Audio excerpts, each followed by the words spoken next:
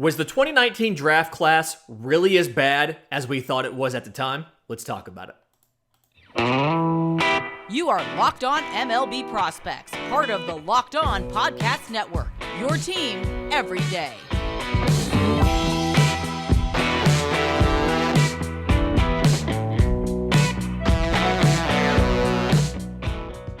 Yes, welcome on in to Locked On MLB Prospects, your home for all things minor league baseball. I'm your host, Lindsey Crosby, baseball writer and podcaster. Thank you for making this your first listen every single day. And the 2019 draft class kind of looks a lot more impressive now than it did at the time. So let's rewind a couple years and think back to leading into the 2019 draft. The top of the draft was perceived to be pretty good. And I think that even for the standards of a typical draft class, the 2019 draft was very productive. So your top picks in order: number 1 overall to the Orioles, catcher Adley Rutschman. It's really hard to argue with the choice of an Adley Rutschman. Spent 113 games up this year. You'll remember he got debuted because of a minor, I think it was a triceps injury, so debuted May 21st. And on the season, 254, 362, 445, 13 home runs, 36 extra base hits. The man was a doubles machine. Struck out 86 times, walked 65. Cumulative was 5.2 WAR for the Orioles. Was seen as a fantastic receiver behind the plate, good at game calling, good at handling a staff, and ultimately just above average offensively, OPS plus of 130, as well as plus defensively behind the plate, and really was one of the motivating driving factors towards the Orioles contending for a wild card spot this year. He was the number 1 overall, and it was seen as a kind of a slam dunk, right?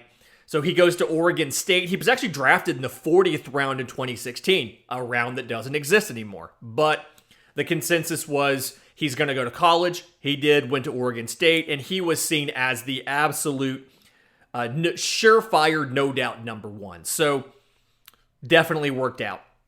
Number 2 was Bobby Witt Jr., was drafted out of high school, Colleyville Heritage High School in Colleyville, Texas. Number 2 overall pick to the Royals, and debuted this year as well. Didn't have as eye-popping offensive numbers as Adley Rutschman did, despite having the entire season. So, played 150 of 162 possible games this year. 254, 294, 428. 20 home runs. 57 extra base hits, 37 plus the 20 home runs, and stole 30 bags to 7 caught stealing. So had not only a 2020 season, but a 2030 season. I believe him and Julio Rodriguez were the 2 rookies to do that. And split his time between short and third. Part of that was Adalberto Mondesi was there at short when the season started. Part of that was after Adalberto Mondesi got hurt. Bobby Witt defensively wasn't the best at short, kind of making some of us prospect people wonder, where did we get it wrong as far as his defense? There's been conversation about, do you play him at short next year? Do you move him to third? How do you mitigate that defense? We'll see what the Royals do. They now obviously have a new general manager as well as a new club manager, so we'll see what they do. But was worth 0.9 WAR. Offensively, he was worth about 3 WAR. It's the defense that pulled him down to bring him only worth 1 WAR for the entire season. But hard to argue with a 20-30 year out of your number 2 overall pick. Number 3, and a guy that we didn't talk about a lot on this show because he actually debuted last year and lost rookie eligibility last year, was Andrew Vaughn. Drafted number 3 overall, plays outfield and first base for the White Sox.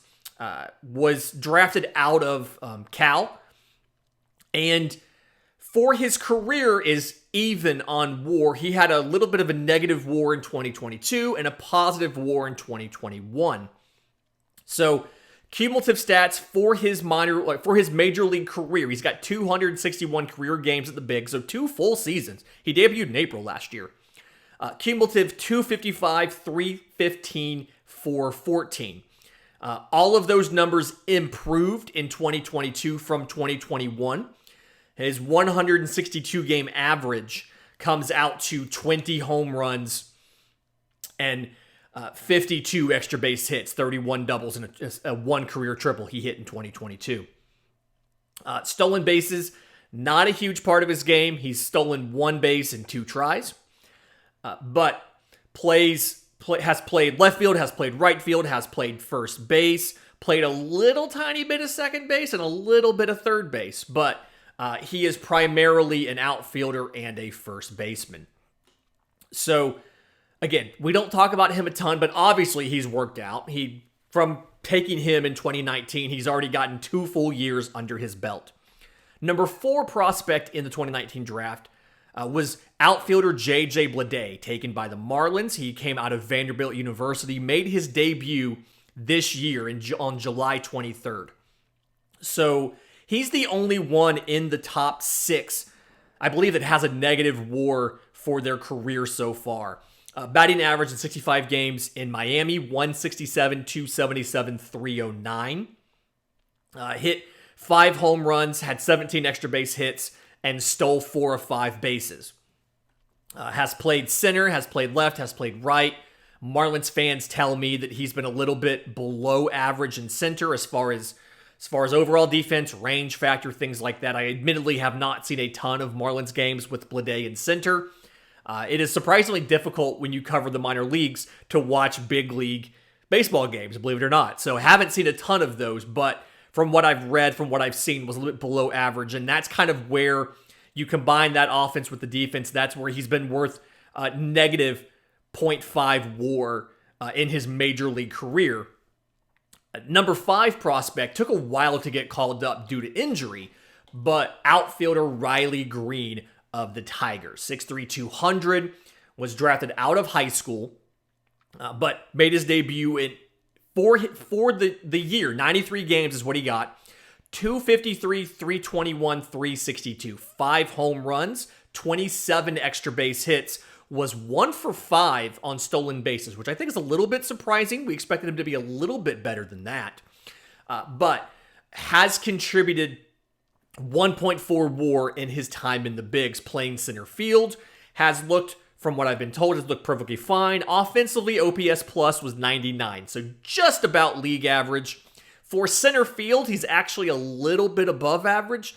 Center field's one of those positions where your average offensive profile is a little bit below average. Kind of like how you have to move up a first baseman. He has to have 110 OPS plus to be average. In center field, you actually can get away with being average for your position at somewhere around 95 OPS plus or so. So technically slightly above average. Not a bad pick at number 5 as far as outfielder Riley Green to the Tigers. And then number 6 was outfielder C.J. Abrams, then drafted by the Padres, now a Washington National. Reminder, was moved in the Juan Soto deal, one of the many pieces that was shipped from San Diego to Washington as Juan Soto changed clubs. But he was also a high school guy to Roswell, Georgia. I believe this was the first draft that had two Georgia guys in the top 6 picks. He's been worth 0.2 WAR this season. He actually got big league play time in both San Diego and Washington. Looked better in Washington second half of the year. He got 46 games with San Diego, 46 games with Washington. So the overall slash line is pretty much an average of what he did. 246, 280, 324. 7 stolen bases in 11 tries, 2 home runs, 16 total extra base hits. Of those 16 extra base hits, 9 of them came with Washington in 44 games. Slash line was 258, 276, 327. So incrementally better, but better in just about every facet. Defensively, he's held his own at least. He hasn't been phenomenal, but he's been above average. Played a little bit of outfield, a little bit of second base, but mostly shortstop for the Padres. And then Washington didn't play him anywhere but shortstop. So this is actually one of the few drafts that you will see that the entire top 6 all made it to the bigs. Oftentimes you'll have one or two players. Go back to like 2016. Riley Pint was the 4th overall pick. He is still in the minors. He's not on the top 30 list. Austin Beck was the 6th overall pick in 2017. Still in the minors, not on the top 30. And so, obviously, just the fact that you had all 6 hit means that this class right there has to be considered above average. In just a minute, I want to get to the pitchers in this class. This was considered, like I said at the top, a historically weak pitching class. And I want to look at some of the standouts and where they are. But first, today's episode is brought to you by our friends at Roan. We've talked about the Deion Sanders quote before. If you look good, you feel good. If you feel good, you play good. When you play good, they pay good. We've talked about that. But listen, Roan makes clothing. And they make very comfortable, very well-made, very good clothing. This is a Roan shirt right here. And it's just something where the dress shirt, right? Radical reinvention was required. Roan has stepped up to the challenge. This is their commuter shirt. I am wearing it right now. If you're watching on YouTube, you can see this wonderful blue commuter shirt right here. It is by far, as somebody who has worn dress clothes for work for 20 years now, it is the most comfortable, it is the most breathable, and it is the most flexible shirt I have ever worn. Okay? It's got comfortable 4-way stretch fabric. This gives you the breathability. This gives you the flexibility. It is good for the office, the bank, 18 holes of golf, happy hour afterwards, whatever you're trying to do, this shirt is going to be comfortable and flexible so you can do it. It's also going to look good because it has wrinkle-free, because it is wrinkle-free. It has wrinkle release technology. The wrinkles disappear as you stretch and wear the shirt. Very easy. And then no matter what you do in it, whether you're sweating, whether you're not sweating, whatever you're doing, it has Gold Fusion anti-odor technology.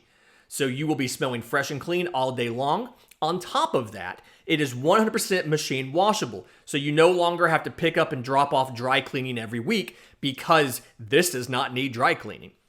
So the commuter shirt can get you through any workday and straight into whatever comes next. Head to roan.com/lockedon and use promo code lockedon to save 20% off your entire order. That's 20% off your entire order when you head to Roan, RHONE.com/lockedon and use code lockedon. It's time to find your corner office comfort and upgrade your closet with Roan. Use code lockedon to save 20% at Roan, RHONE.com/lockedon. Okay, so we talked about the hitters, the top of the draft. These guys are supposed to be the prospects that are going to hit. And with a few exceptions, most of those first rounders hit. Those were all hitters. This draft was really interesting because this was the lowest that you have seen a pitcher taken in kind of the modern era of the draft. The first pitcher selected, left-hand pitcher Nick Lodolo out of TCU, 6'6", 202 to Cincinnati. Made his big league debut in 2022. Got just over 100 innings at the big league level in 19 starts. So averaging just over 5 innings per start. 3.66 ERA, 4-7 record. Don't hold that completely against him. Part of that was the team he was on. The Reds weren't very good, didn't win a ton of games in 2022. But 131 strikeouts to 39 walks. So about 11.5 strikeouts per 9, about 3.5 walks per 9. A little bit under both of those marks, but that's kind of where it rounds to. Gave up 13 home runs. And part of the issue and part of the question and why Nick Lodolo was the first one picked, but picked at 7 versus a little bit higher, is kind of considered, one, not going to be an ace. There was questions about the overall quality of the stuff, right?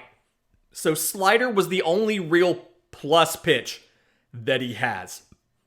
Works against lefties and righties, kind of a tight, late breaking pitch. Not a big horizontal sweeper, just late darting movement to it. He plays that off of a fastball that is, I'm going to call it an average fastball. It's a big league fastball, but it's an average fastball, 93 to 96, which for a lefty is good velocity. but he throws a sinker, he throws a cutter, he throws a four-seamer, and he kind of uses them all interchangeably. And so he can manipulate the look of the fastball coming in at you. The speed's around the same for all of them, but he can manipulate the look. The changeup, it's gotten a little bit better. He can use it against lefties and righties. He can spot it really well. And then the curveball, that's a little more sweepy. And I'd probably call it fringe to average. The thing here is the control is plus. He can put these things just about wherever he wants to. He's comfortable against both righties and lefties, which is not something you see a ton. So I think he's going to be a reliable number 3, number 4. We saw his numbers this year.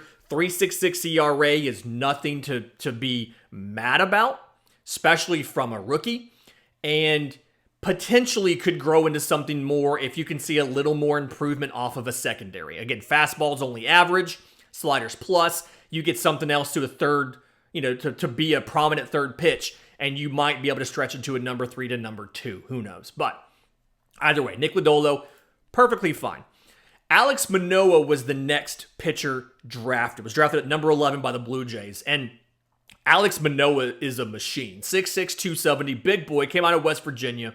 Made his debut in 2021. He's pitched 2 seasons now.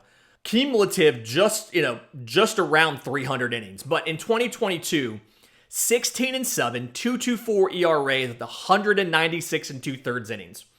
180 strikeouts to 51 walks, so about 8.25 strikeouts per 9, and about 2.25 walks per 9. But when you look at Manoah, it's something where power pitcher, fastball can run up to 98 or so. It's got a lot of tailing life to it. Slider's a plus pitch. That's kind of his put away pitch. And something where changeup is kind of the work in progress that he's working on. And then command of the fastball a little bit. And I think that's why you don't see as many strikeouts as you'd love at the big league level. But absolutely is a good pitcher. Keeps the ERA down. 2.24 ERA is phenomenal. One of the big reasons why the Blue Jays were contending for the playoffs is because Alex Manoah was taking the ball every 5 days and putting up 2.24 ERAs. So after that, a couple guys here you may or may not have heard of. Jackson Rutledge, number 17 to the Nationals. He has not debuted yet, but he is a top 10 prospect for the Nationals. We had him as high as number 2 last year. Took a little step back when he was promoted to high A last year, and then in low A this year over 20 games had a 4.90 ERA. A little bit more work to do. We're not quite there yet. It's fine. He has plenty of time to get there still. Quinn Priester of the Pirates, 2019 first rounder, number 18 overall, 6'3", 195 out of high school. He spent most of his year in Double-A Altoona with the Curve. 15 games, 4-4. We don't care a lot about win-loss in the minors. 2.87 ERA, 75 1/3 innings, 75 strikeouts to 22 walks. Because he threw that third of an inning, he comes in just under 9 strikeouts per 9 innings, 8.96. Walks, 2.63 per 9 innings. So strikeouts are right where we're looking for, because kind of a minimum floor of a strikeout per inning in the minors. Walks are definitely, we're right there around that 2.5 per 9 that we're looking for. Only gave up 4 home runs in Altoona. Got 2 games in AAA Indianapolis at the very end of the season. 9 1/3 innings, 10 strikeouts to 7 walks. I expect him probably to open the season next year at AAA, but Priester's a guy that you could see at the big league level sooner rather than later. Go along with that, Zach Thompson, left-hand pitcher of the Cardinals, was I'm not going to say was not drafted to be a starter. They had him start in AAA Memphis in 2021. He started 19 to 22 games, but in 2019 he didn't start a single game after he got drafted, and this year he didn't start all of his games. 19 games in the minors, 10 starts, 9 in relief, and then he got called up. 22 games in the majors, started 1 as an opener. So 22 games in the majors, 34 2/3 innings, so he went multiple innings on multiple occasions. 27 strikeouts in 34 innings to 14 walks. So 7 strikeouts per 9, 3.6 walks per 9. Numbers not quite where you want them, but 2.08 ERA, which is what ultimately matters for a reliever. Your walks, your strikeouts, not as important as do you keep runs off the board when you're coming in relief. So if they were losing and they put him in, there was still a chance for them to win that game. If they were winning when he came in, he got the hold. He kept them from necessarily losing the game. And it's something where the arsenal is, he had some shoulder issues. And so the fastball velocity backed up a bit. The curveball kind of backed up a bit. That's kind of why he's been in relief versus starting. Control hasn't been amazing. You heard the walk numbers when it came to the big league levels. And so could be anywhere from, they may turn around to the side to use him to try to build him back up into a starter. But at this point, I very much see him as being a reliever. He is a reliever now. He is a lefty. If he can improve the velocity some and bring back to the swing and miss and the strikeouts, you're looking at a guy that you may move back into the rotation. But as of now, he's an effective reliever. He pitched in 22 games with an ERA of 2. That is definitely something you love to see, especially as a reliever. You have one bad inning and your ERA could completely explode for the season. So 2 ERA means he avoided the big blow-up innings. And ultimately, what more can you ask from a guy who was drafted 3 years ago than to pitch in the majors with a 2 ERA and don't allow a blow-up? Last couple guys that were drafted there in that first round, as far as the top 6, 7 pitchers. George Kirby of the Mariners was drafted number 20 overall. We've talked about him quite a bit. Came out of Elon. We actually named him to our all-rookie team. Spent most of the season up in Seattle. 25 starts, 3.39 ERA, and 8.5 record over 130 innings. 133 strikeouts to 22 walks. 9.2 strikeouts per 9, 1.5 walks per 9. Gave up 13 home runs. Not a fantastic number, but if you break it down, for a starter, perfectly average. That's one every, 10 innings? I feel like 1 home run every other game isn't the worst kind of number in a world there. Fastball, tons of velo, sits 99 or so. Very little effort to it, can spot it wherever he wants. Slider's a plus pitch, misses bats. Curveball's above average to plus. The changeup likes to fade away from people. Plays really well off the fastball. He disguises it well. It just, the control on the changeup isn't necessarily where it needs to be. But overall, his control, very good. His command, very good. You can see when he misses by very little. He doesn't walk a lot of guys. I don't know what else you can ask for George Kirby. Probably, if I had to guess right now, if I had to put something on it, I'd say he's the second best pitcher on the Mariners right this second. So you love that. Number 24 prospect, or number 24 draft pick, top pitching prospect for the Guardians, Daniel Espino. Again, can't be mad about drafting your number 1 pitching prospect in the first round 3 years ago.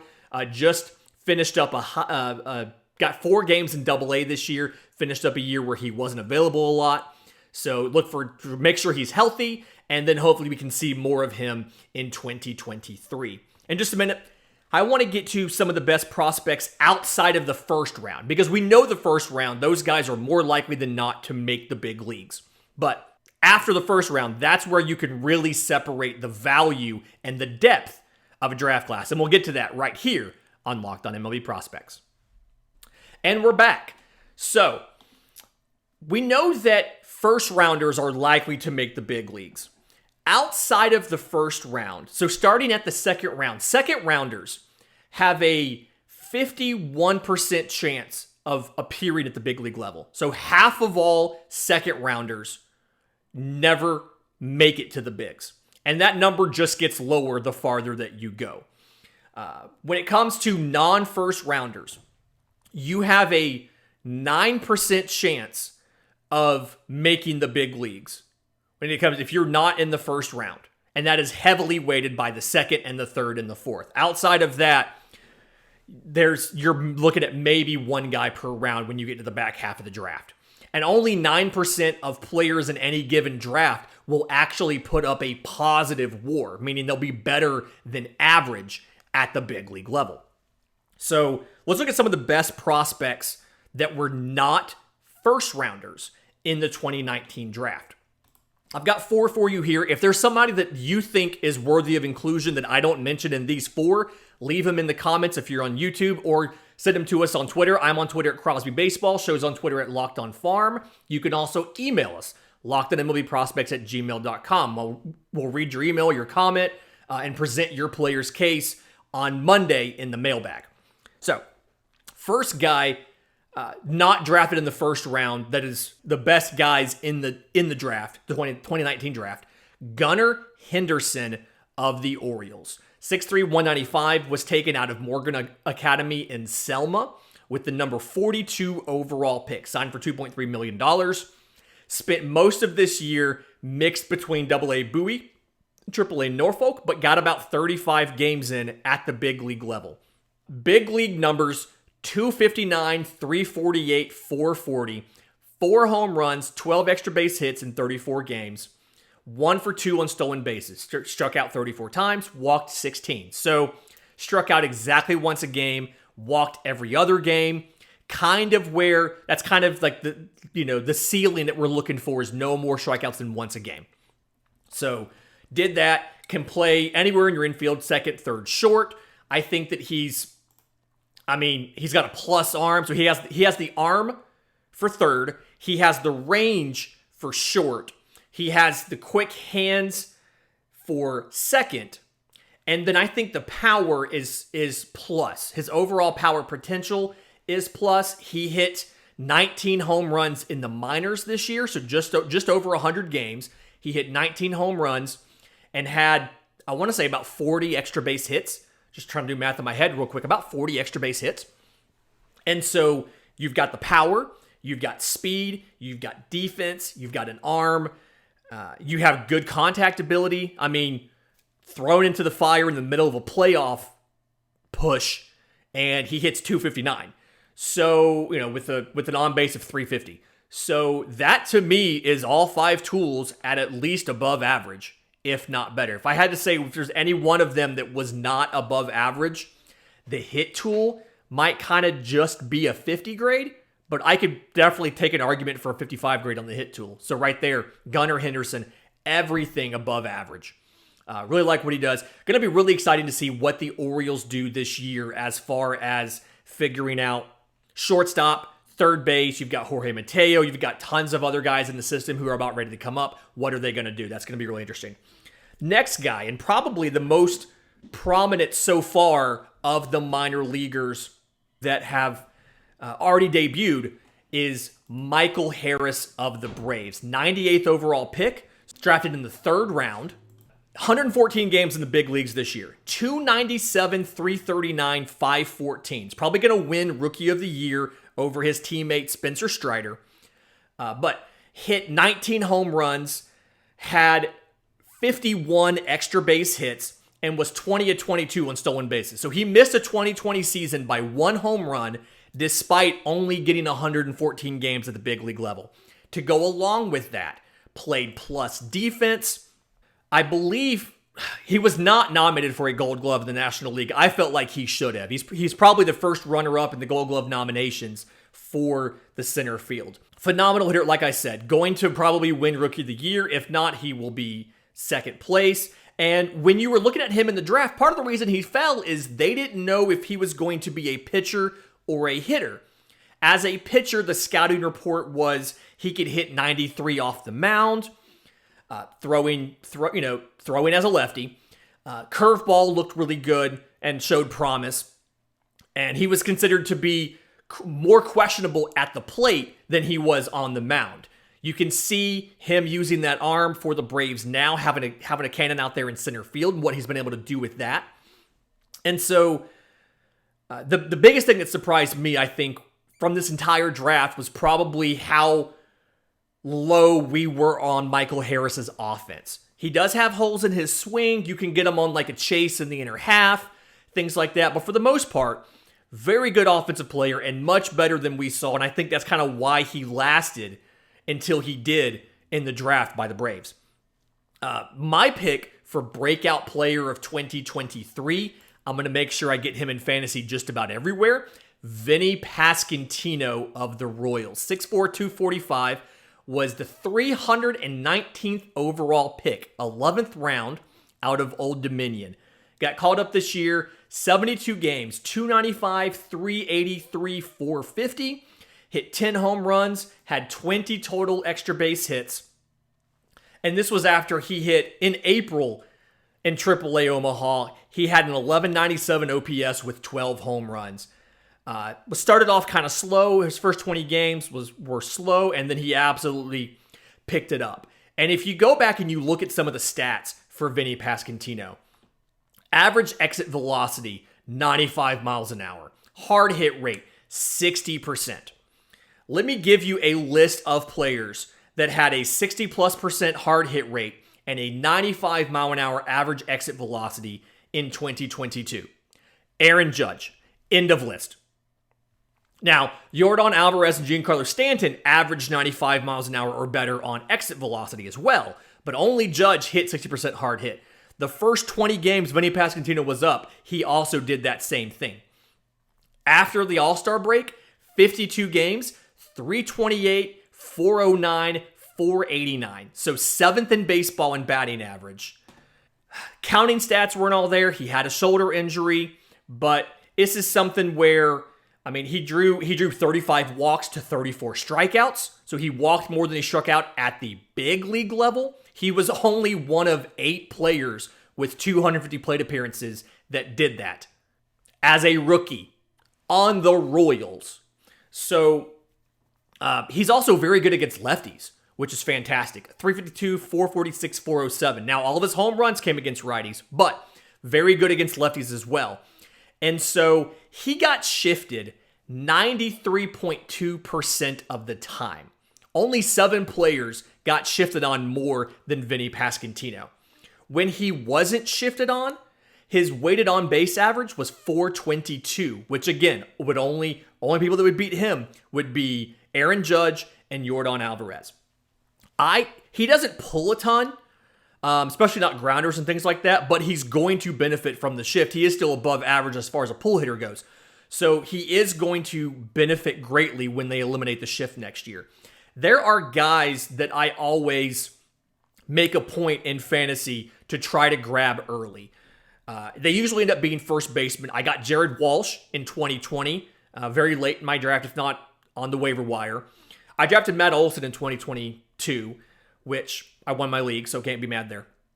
But I picked up Christian Walker off of waivers when the season started, and he was my second first baseman. He was in my DH spot all year. Vinnie Pasquantino is a guy that I'm either going to wait a little bit later and take him earlier than he's projected, or I'm going to make him as my second big hitter and have him in my DH spot. And if you do that, you're going to win your fantasy league. Fantastic week this week. We're going to finish up. We've got World Series games all week if it ever stops raining in Philadelphia. If you have questions for the show, reminder, we do mailbags on Monday. I'm on Twitter at Crosby Baseball. Show's on Twitter at Locked On Farm. Or you can email us, lockedonmlbprospects@gmail.com. Until tomorrow's show, this has been Locked On MLB Prospects.